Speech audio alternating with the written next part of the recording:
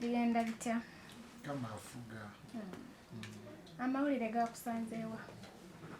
Amawulire nagategedde kiro aga Pastor Yiga. Yes. Kisooka kitalo nnyo. Kiro sanga mukaaga. Ya mutabani we Pastor Andrew Jengo. Gwe nayogedde naye ku ssimu yaŋŋambye kennyini. Naye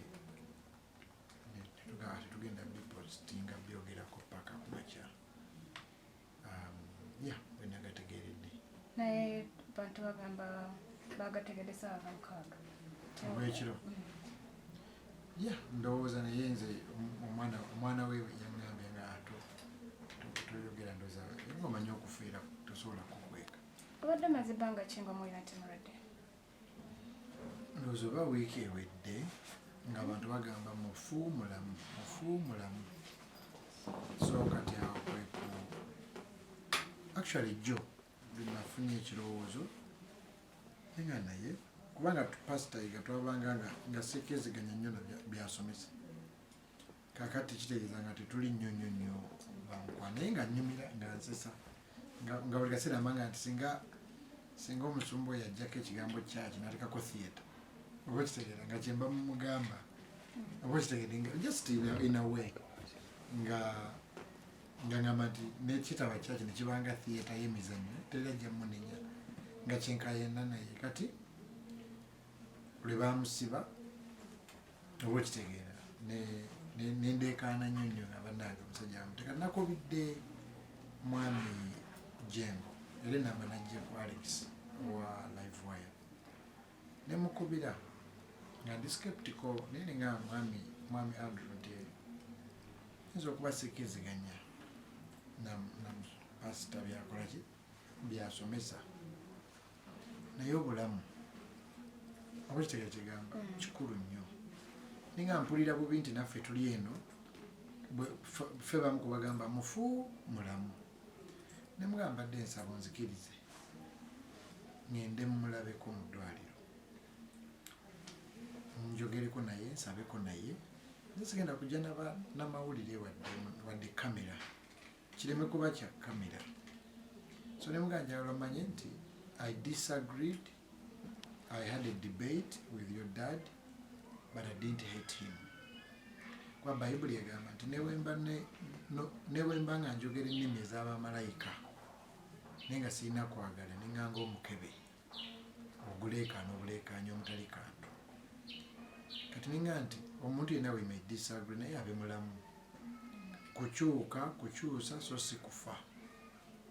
Oba kitegeera okufa kintu kibi nnyo. So kati omwana nangamba kale musumba ntegedde era naye nayogera lunyina nga nange ntera okusaba nammwe omutabani we.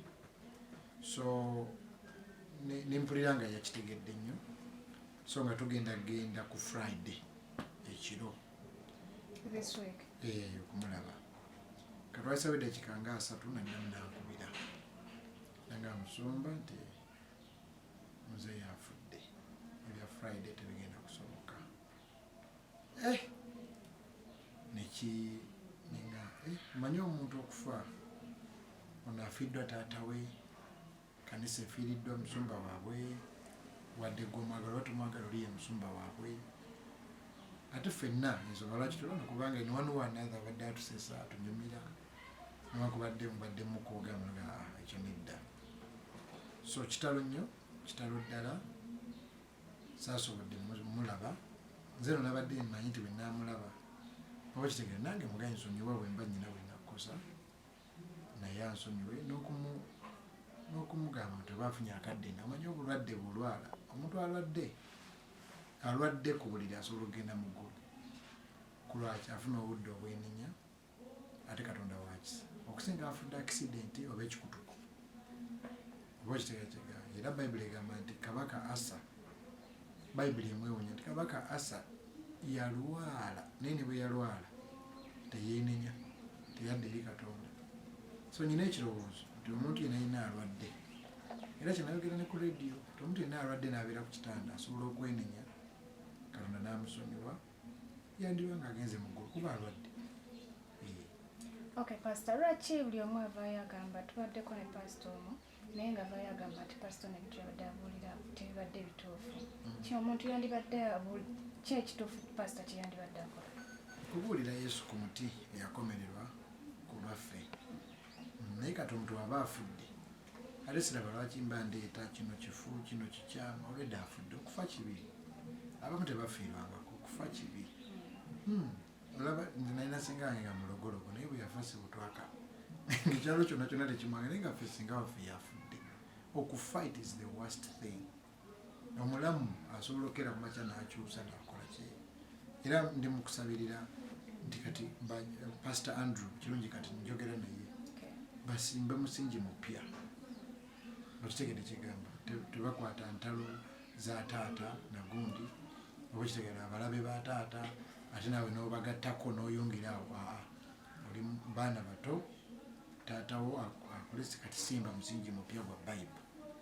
Beera nakolagana n'abantu tovuma bantu simba omusingi oguli ku Kristo Yesu. Ffenna kwe tusimbye ate ffe tuli bubi oba kitegera ate nga tubuulira Yesu watali buferi.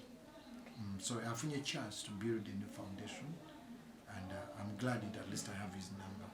Era n'okuziika nja kufuba nja kugenda.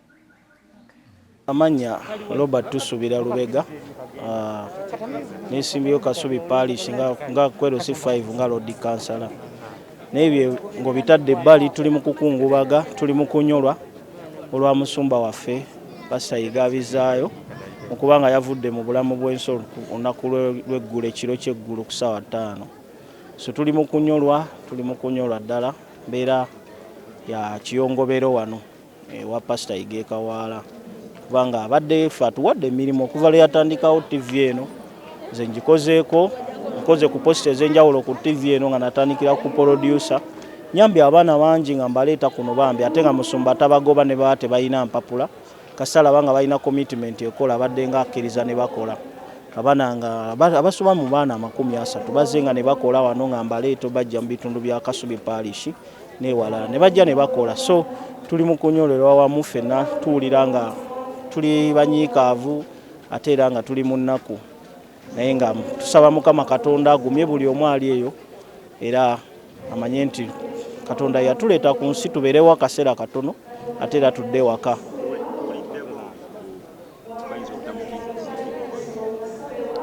Envuvuma ezo zibaddewo naye tugenze paka ewa director public health mu KCCA n'atugamba nti omuntu yenna wabanga ettaka lirye ng'alinako obwannannyini aba asobola okukkirizibwa okuziikibwawo awo.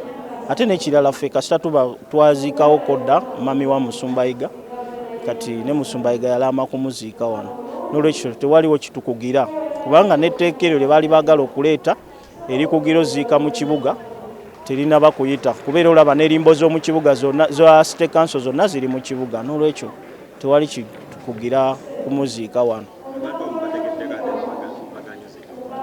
Wangi abantu abamu tetujja kondeminga muntu kuba omuntu abamu boogera olwa concerns nga balina obulumi ye mu mutima gwe n'abaamu okutya n'agamba nti oba osanga oba oli awo bayinza omugaana nga alumiriddwa bulumirirwa tetujja bakondeminga naye nga temutya. Musumba yalanga bajja kuba omwogezi wa ABS TV ajja kubajja ayogere statement entongole ababuulire Musumba agenda ziikibwa ddi era agenda ziikibwa wa naye nga tusuubira alina kuziikibwa wano kuba bw'atyo bwe yalama. Kyenkugambye nti wa ABS mwogezi wa Revival Church Kawaala ne ABS wamu agenda kujja ayogere statement eri official mugenda kuba mugitegeera agenda ziikibwa ddi agenda ziikibwawa. So ebisobola byogerako kati omwogezi agenda kujja abyogereko direct.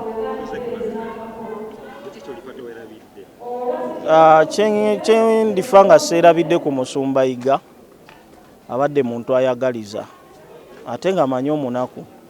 Baana bangi bazze nga tebalina wakusula n'abawaawo basula. Bantu bangi bazze nga bamukaabirira alina sayidi ennungi ennyo abantu abamu oluusi ate gye babadde tebamanyi nti baana bangi nga baagaliza waliwo n'ababbye nga n'abazze nga si kubba kale abazze nga ne bafuna concept ezaffe ze tuyiyiza wano eza TV ne bagenda ne bazikolamu ssente neera ng'abayita n'abagamba ate onoona nnyo konsepti yange nga tabasibye so nga TV endala omwana bw'ava nawa baleka bamuteeka ne ku mawulire ne bamulanga ne kwegamba ye kyabadde tekikola ng'ayagala omuntu abeere bulungi era ng'agamba tayagala kulaba mwana yenna ng'akaaba enjala.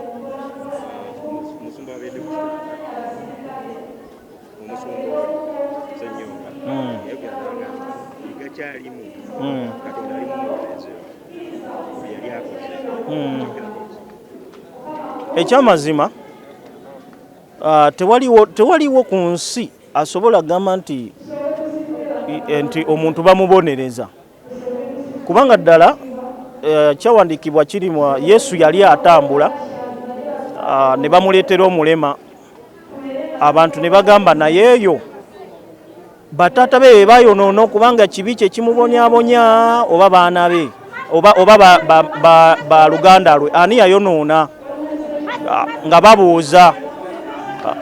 Yesu n'agamba nti talina kye yayonoona wabula ali bw'atyo olw'ekitiibwa kya Katonda kirabisibwe.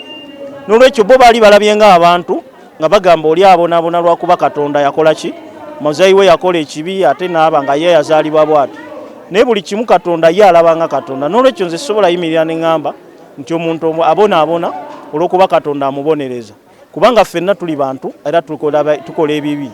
So oyo kye yayogera Bayibuli egambe yeerimbye yagamba nti siina kibi.